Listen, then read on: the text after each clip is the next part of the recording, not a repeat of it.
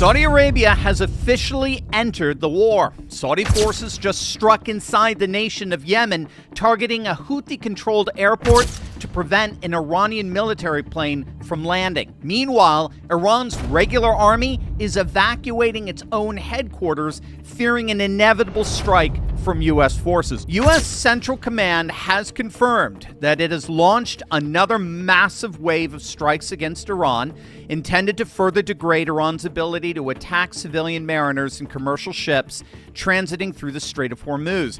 The latest CENTCOM footage shows naval suicide drones deployed to bomb already destroyed Iranian military dockyards just to complete and totalize the devastation. CENTCOM confirmed hitting approximately 90 Iranian military targets on July 8th alone.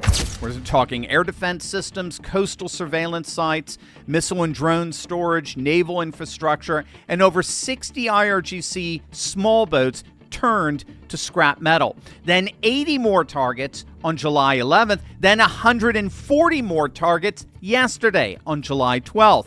By this morning, the New York Times confirmed the U.S. has struck over 300 Iranian military targets in the span of a single week. Every major Iranian naval base, coastal missile battery, and port facility along the Persian Gulf and the Gulf of Oman has now been hit. For the first time, the strikes have pushed deep into Iran's interior, not just the coastline, but the heart of the country itself. All hit, all incapacitated or destroyed. And today, Trump did something that changes the strategic picture entirely. He not only announced that the naval blockade against Iran has been fully reinstated, but he declared that the United States is now the official guardian of the Strait of Hormuz. We're going to keep the strait, and we'll probably run it. We'll become the guardian of the strait. Maybe we'll call it the guardian angel of the strait.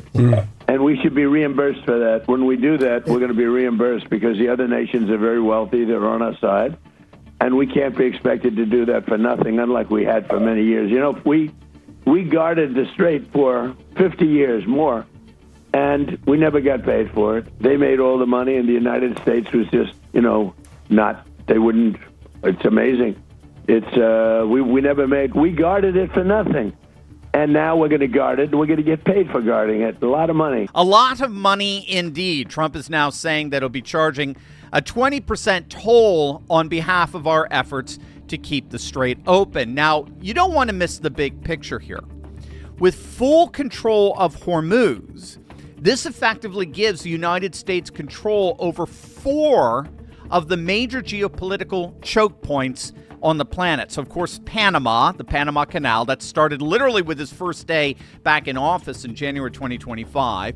We re-secured control over the Panama Canal. Then the Strait of Gibraltar, which sits at the entrance to the Mediterranean Sea. That's a deal Trump signed with Morocco, which is now part of the Abraham Accords. And then he got the Strait of Malacca that links the Indian Ocean with the South China Sea, and just so happens to be where 80% of China's imports inevitably have to sail through, and now Hormuz. So the United States now has effective control of 4 of the most important maritime choke points on the planet that account for nearly 50% of all the world's trade and oil access.